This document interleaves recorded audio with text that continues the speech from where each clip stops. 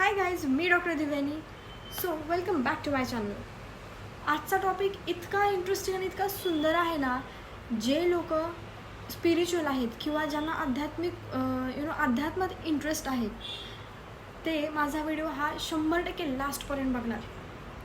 कारण आजच्या व्हिडिओमध्ये आपण बघणार आहोत असे कुठलेच संकेत आहेत की ज्याच्यावरून आपण ओळखू शकतो की देव आपल्यावर खुश आहे की नाही, किंवा आपण आपल्या आयुष्यात योग्य मार्गावर आहेत की नाही, किंवा ह्या संकेतावरनं तुम्हाला कळून जाईल की मी जे काही कर्म करत आहे ते योग्य आहे किंवा अयोग्य आहे. जे योग्य मार्गावर असतात किंवा ज्यांच्यावर देव खुश असतो त्या लोकांना देव डायरेक्ट येऊन असं गाईड करत नाही किंवा तो सांगत नाही. तो संकेतांच्या माध्यमातून आपल्या भक्तांना गाईड करत असतो. किंवा असे काही संकेत असतात ज्यावरून आपण ओळखू शकतो की देव आपल्यावर खुश आहे किंवा आपण योग्य मार्गावर आहोत. So let's start the video. पहिला पॉईंट आहे, मनात अचानक शांतता व्हायला लागते. ज्या गोष्टींमध्ये आपण पहिला चिडचिड करायचो, ओव्हर थिंकिंग करायचो, आपली एन्झायटी वाढायची, त्याच गोष्टीत आपण आता स्टेबल राहतो, एकदम शांत राहतो. ना चिडचिड होते ना ओव्हर थिंकिंग. बाहेरून गोंधळ असतो पण आतमधून एक स्थिरता असते, एक शांतता असते. आणि भगवद्गीतेमध्ये सुद्धा सांगितलेलं आहे की ज्याचं मन स्थिर आहे तोच खरा योगी आहे. आणि जिथे शांतता असते तिथेच खऱ्या अर्थाने देवाचं प्रेझेन्स असतं. सेकंड पॉईंट आहे, वाईट सवयी आपोआप सुटतात. आपण कुठलीही स्वतःवर जबरदस्ती न करता नॅचरल पद्धतीने हे सगळं घडायला लागतं. जसं की टॉक्झिक लोक, टॉक्झिक रिलेटिव्स, फ्रेंड्स वगैरे एव्हरीथिंग जे काही तुमच्या भल्यासाठी नाही आहे ते आपोआप तुमच्या आयुष्यातून जायला लागतं. कारण देव जेव्हा तुम्हाला जवळ घेणार असतो ना तेव्हा तुमच्या ऑराचं किंवा तुमच्या आयुष्याचं किंवा तुमचं तो क्लिन्झिंग करत असतो. ही तुमच्या शुद्धीकरणाची प्रोसेस असते. ज्या गोष्टींमध्ये तुम्हाला आधी मजा वाटायची, टॉक्झिक हॅबिट्स असो किंवा काहीही असो, ते तुमच्यापासून देव दूर करतो. आणि ही आत्मिक शुद्धीकरणाची प्रोसेस आहे.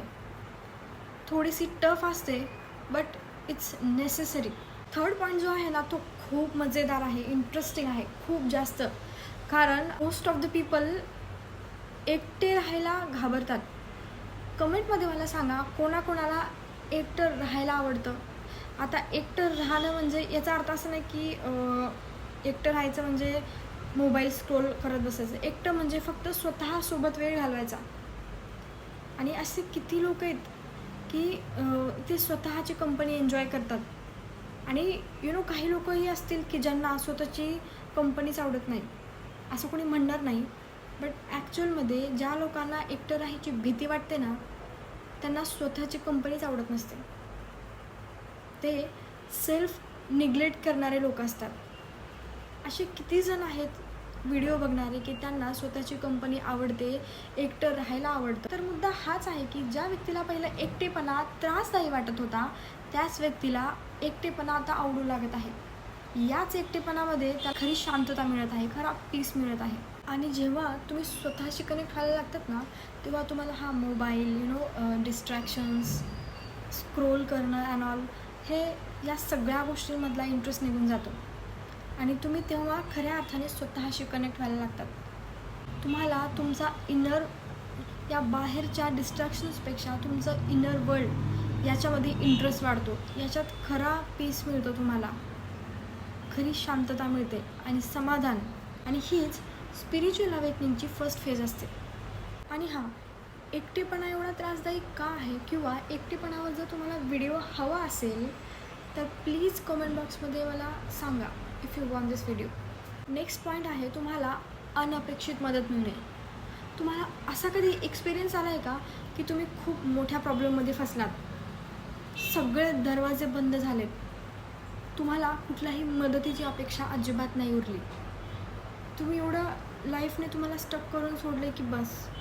आणि त्याच वेळी असंच रँडम कोणीतरी येतं आणि तुमची मदत करतं.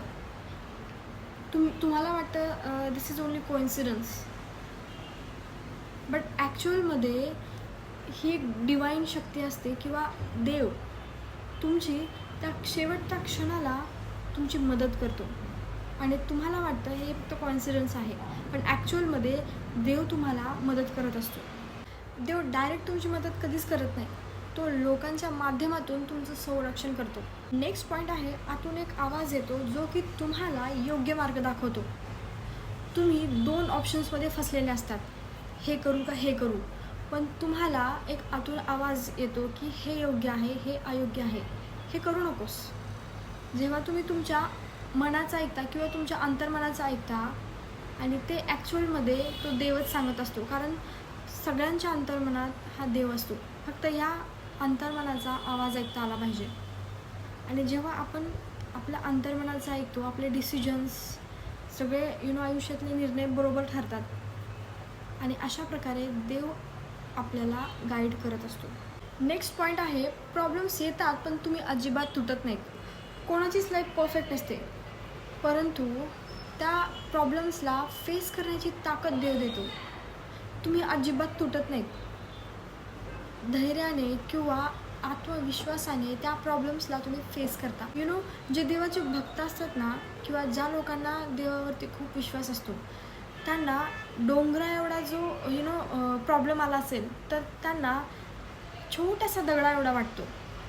आणि ज्यांना देवावरती विश्वास नसतो किंवा ज्यांचं कर्म योग्य नाही आहे, त्यांना छोट्यासा दगडा एवढी प्रॉब्लेमसुद्धा डोंगरा एवढी वाटू लागते. हाच फरक आहे. ज्यांच्यावर देवाचं प्रेम असतं ना, त्यांची देव खूप परीक्षा घेतो, परंतु सपोर्ट पण तेवढाच करतो.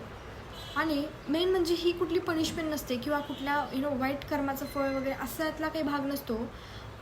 त्या भक्ताला फक्त स्ट्रॉंग बनवणं हाच एक उद्देश असतो, किंवा त्याच्याकडून एक प्रिपरेशन करून घेतलं जातं. तुम्हाला यावरही काही व्हिडिओ पाहिजे असेल की मी देवाची भक्ती करूनसुद्धा मी खूप प्रॉब्लेम्सला फेस करत आहे, किंवा लाईफ अशी झाली आहे तशी झाली आहे, मी एवढं विश्वास ठेवतो अँड ऑल, तर यावरही मी व्हिडिओ बनवेन. नेक्स्ट पॉईंट आहे, देवाचं नाव आपल्या मनात सतत चालू असतं. तुम्हाला स्वतःवर कुठला जबरदस्ती करायची गरज नसते, किंवा फोर्सफुली तुम्ही जप करायला बसत नाहीत. नॅचरली तुमच्या मनात ओम नमः शिवायचा जप किंवा श्रीरामांचा किंवा ज्या देवावर तुमची भक्ती आहे किंवा श्रद्धा आहे, त्या देवाचं नामस्मरण सतत तुमच्या मनात असतं. आणि हा खूप स्ट्रॉंग पॉईंट आहे. महत्त्वाचं लक्षण आहे की देव तुमच्या बाहेर नाही आहे, तो तुमच्या आतमध्ये जागा झाला आहे. आणि आता प्रामाणिकपणे सांगा, हे संकेत कोणाकोणाच्या आयुष्यामध्ये आले आहेत किंवा येत आहेत, आणि कमेंटमध्ये लिहा ओम नमः शिवाय. आणि हा व्हिडिओ त्या लोकांना पाठवा ज्यांना तुमची इच्छा आहे की त्यांनी हा देवाचा संकेत समजावा.